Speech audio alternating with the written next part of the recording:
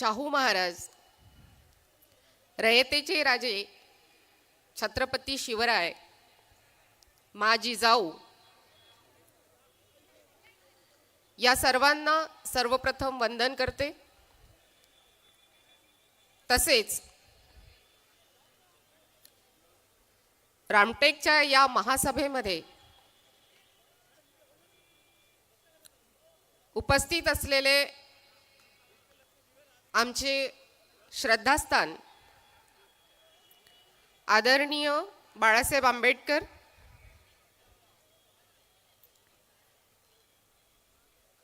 वंचित बहुजन आघाडीचे युवाचे अध्यक्ष निलेशदादा विश्वकर्मा,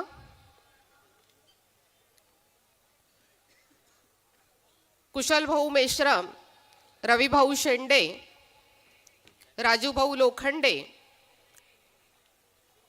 नागपूर जिल्ह्याचे अध्यक्ष महिला आघाडीच्या अध्यक्षा तनुजा रायपुरे ताई, विश्रांती रामटेके ताई, संगीता गोधनकर, सन्माननीय मंच आणि उपस्थित बंधू आणि भगिनींनो, आपण काळाच्या एका विशिष्ट अशा अवस्थेतून जात आहोत। तुम्हा सगळ्यांच्या मनामध्ये सुद्धा अनेक प्रश्न आहेत। ते प्रश्न अर्थातच या देशामध्ये येऊ घातलेली आता जी लोकसभा आहे, ज्या निवडणुका आहेत, त्या निवडणुकांच्या संदर्भात इथला सामान्य माणूसही आता चर्चा करायला लागलाय। पण ही चर्चा करताना, हे ऐकताना मात्र तुम्हाला आंधळ आणि बहिरं होऊन चालणार नाहीये। ही लोकसभा नेहमीची लोकसभा नसणार, हे आपण लक्षात घ्या। या लोकसभेचं चित्र हे वेगळं असणार आहे। या देशामध्ये बाबासाहेब असं म्हणायचे की या देशामध्ये दोन शत्रू आपल्यासाठी आहेत, एक म्हणजे ब्राह्मणशाही आणि दुसरी भांडवलशाही। आणि आता तर संघ आणि भाजपची भांडवलशाही आणि ब्राह्मणशाही बरोबर युती आहे, नव्हे ते त्यांचेच पक्ष आहेत। आणि त्याच्यामुळे या RSS आणि BJPला जर आपल्याला हरवायचं असेल, सामान्यातल्या सामान्य माणसाला, जो वंचितातला वंचित माणूस आहे, तो शेवटच्या कपारीत आहे, कडे कपारीमध्ये राहतोय, ज्याला सत्ता म्हणजे काय त्याला फक्त एकच माहिती की 5 वर्षांनी कुणीतरी येतं आणि मला मतदान करायचं असतं, बोटाला शाई लागते, एवढंच त्याला माहिती आहे।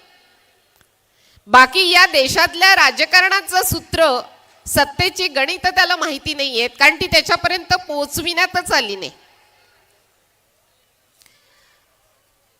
वंचित बहुजन आघाडीचे आमचे श्रद्धास्थान ॲडव्होकेट बाळासाहेब आंबेडकर एक वाक्य खूप महत्त्वाचं वापरतात आहे बंधूंनो आणि भगिनींनो, ते आपल्यासाठी खूप महत्त्वाचं आहे।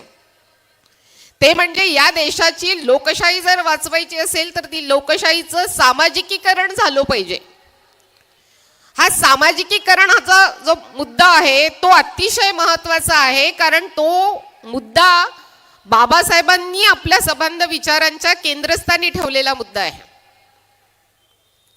की लोकशाहीचं सामाजिकीकरण जोपर्यंत होत नाही तोपर्यंत या देशामध्ये खऱ्या अर्थाने शेवटच्या माणसापर्यंत लोकशाही पोहोचली असं होणार नाही। त्याच्यामुळे सामाजिक लोकशाहीकरण खूप महत्त्वाचं आहे। आणि ते केव्हा होईल? ते तेव्हा होईल की जेव्हा दऱ्याखोऱ्या कपारीतला वंचितातला वंचित माणूस सत्तेच्या स्थानावर अग्रभागी येईल, केंद्रस्थानी येईल। आणि म्हणून वंचित बहुजन आघाडीचा जो लढा आहे, ॲडव्होकेट बाळासाहेब आंबेडकरांच्या आम्ही नेतृत्वात जो लढतो आहे, तो यासाठीच की हा जो शेवटचा माणूस आहे वंचित, ज्याच्यापर्यंत आर्थिक, सामाजिक, राजकीय कुठलेही लाभ पोहोचलेला नाही, या लाभापासून तो कोसो दूर आहे, अन्न वस्त्र निवारापासून सुद्धा त्याच्या मूलभूत गरजा अद्यापही या देशामध्ये स्वातंत्र्याचं 75 वर्ष उलटून गेलं तरी देखील पूर्ण झाल्या नाही. आजही तो अन्नासाठी तडफडतो आहे, भाकरीसाठी झगडतो आहे. आजही तो वस्त्राविना त्याचं शरीर झाकण्यासाठी सुद्धा आज त्याच्याकडे पैसा नाही आहे, त्याच्या हाताला काम नाही आहे, निवारा नाही आहे. हे चित्र या देशातलं आहे. म्हणजे साध्या अन्न वस्त्र निवारा या मूलभूत गरजांसाठी इथला वंचित माणूस अजूनही वंचित आहे. कारण यासाठी की या देशांमध्ये जी लबाडी झाली आहे, ती लबाडी ज्यांनी केलेली आहे त्यांनीच फक्त सत्तेचे सगळे लाभ आपल्या घरापर्यंत पोहोचवलेले, त्यांच्याच घरापर्यंत पोहोचलेले. घराणेशाही आजपर्यंत चालत आलेली आहे. काल परवा काँग्रेसचे अशोक चव्हाण काँग्रेस सोडून गेलेत आणि त्यांनी एक वाक्य सांगितलं की मला अद्याप काहीच मिळालेलं नाही. केवढं हास्यास्पद वाक्य आहे ते. हो, तुमच्या पुढच्या कित्येक पिढ्या खातील एवढी सत्ता आणि त्या सत्तेतनं लाभ तुम्हाला मिळाला आणि तुम्ही म्हणता की मला काहीच मिळालेलं नाही.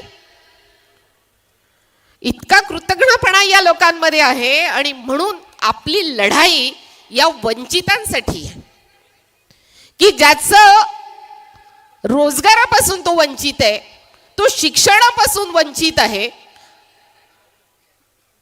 त्याला खऱ्या अर्थाने लोकशाहीच्या लाभापर्यंत पोहोचवायचे. लोकशाही तेव्हा बळकट होईल जेव्हा आपण वंचितांना सत्तास्थानी आणू. कारण सामाजिक लोकशाहीच्या सोबत आपल्याला राजकीय लोकशाही सुद्धा तितकीच सुदृढ आणि सक्षम करायची आहे. जोपर्यंत राजकीय लोकशाही सुद्धा सक्षम आणि सुदृढ होत नाही तोपर्यंत या देशातल्या या शेवटच्या माणसाचा जो अन्न वस्त्र निवाऱ्याचा प्रश्न आहे त्याचा ग्रीडचा प्रश्न नाहीये. त्याला पिझ्झा बर्गर नकोय, त्याला त्याची भूक लागत नाही. त्याची साधी गोष्ट आहे, त्याला पोळी भाजी हवी आहे, सकस त्याला अन्न हवं आहे आणि ते त्याला अद्याप मिळालेलं नाही. आपली लढाई त्याच्यासाठी आहे. त्याची जी भाकर त्याच्यापासून हिरावल्या जाते आहे त्या भाकरीचा प्रश्न घेऊन आपण लढतो आहे. वंचित बहुजन आघाडी कुणासाठी लढतीये की त्या शेवटच्या माणसाच्या भाकरीचा प्रश्न सुटला पाहिजे, त्याच्या रोजीरोटीचा प्रश्न सुटला पाहिजे, त्याच्या मजुरीचा प्रश्न सुटला पाहिजे. इतकी मजुरी किमान त्याच्या हातात मिळाली पाहिजे की संध्याकाळी तो जर घरी गेला तर आपली सुखाने आणि आनंदाने त्याला त्याची चूल पेटवता आली पाहिजे. 2 घास त्याच्या पोटात, 2 घास लेकराच्या पोटात, हातामध्ये पाटी पेन्सिल, शिक्षण त्याला देता आलं पाहिजे. या मिनिमम गरजा पूर्ण करण्यासाठी जो माझा सामान्यातला सामान भगिनी आणि बांधव आहेत ते लढून राहिले आहेत, उपाशी आहेत. या वंचितांना सत्तेवर आणण्यासाठी, सत्तास्थानी आणण्यासाठी आपली लढाई आहे आणि आपण त्यासाठी लढतोय हे लक्षात ठेवा. आणि म्हणून आता आपल्याला बहिरे आंधळे होणं परवडणारं नाहीये, लक्षात ठेवा. यावेळच्या सगळ्याच निवडणुका जी येणार आहेत आता लोकसभा, ती अतिशय बाळासाहेबांच्या नेतृत्वात त्यांच्या आदेशान्वये आणि त्यांच्या दिशादर्शक जी भूमिका आहे साहेबांची त्याच्यानुसारच आपल्याला पुढे जावं लागेल आहे. या देशामधलं विरोधी पक्षच संपवून टाकलेलं आहे. एक नाव घेता येत नाही की हा विरोधी पक्ष आहे. कारण लोकशाही तेव्हा सुदृढ होते, राजकीय लोकशाही तेव्हा सुदृढ होते जेव्हा या देशामध्ये विरोधी पक्ष असतो. तो विरोधी पक्षच संपवून टाकलेला आहे. आणि म्हणून मी बघते आहे की आज सगळ्यात जास्त विरोधी पक्ष म्हणून ताकदीने कोणता पक्ष पुढे आला असेल तर तो वंचित बहुजन आघाडी आलेले आहे. आणि म्हणून या दृष्टीने वंचित बहुजन आघाडीचं महत्त्व खूप जास्त आहे. महिलांनो, या देशामध्ये आपण अर्धी लोकसंख्या आपली आहे. महिलांचे प्रश्न या देशात भयावह होत चाललेले आहेत. जातीय अत्याचारातून वेगवेगळे अन्याय आणि अत्याचाराला महिला सामोऱ्या चाललेल्या आहेत. आणि म्हणून आपल्याला या देशामध्ये लढायचं असेल वंचित बहुजन आघाडीला आपल्याला खऱ्या अर्थाने या लोकशाहीच्या बळकटीकरणाकडे घेऊन जायचं असेल तर महिलांनो, तुम्हाला आणि मला देखील तितक्याच ताकदीने आता आपल्याला रणांगणामध्ये उतरावं लागणार आहे. या लोकशाहीचं जे निवडणुका आहे त्या निवडणुकांसाठी आपल्याला रस्त्यावर यावं लागणार आहे. आपली ताकद आपण यावेळेला दाखवून देणार आहे आणि माझा विश्वास आहे की वंचित बहुजन आघाडीची सगळ्या महिला या ताकदीने या देशाचं संविधान आणि या देशाचं लोकशाही वाचवणार आहे. ही ग्वाही मी बाळासाहेबांना देते. इथे थांबते. धन्यवाद.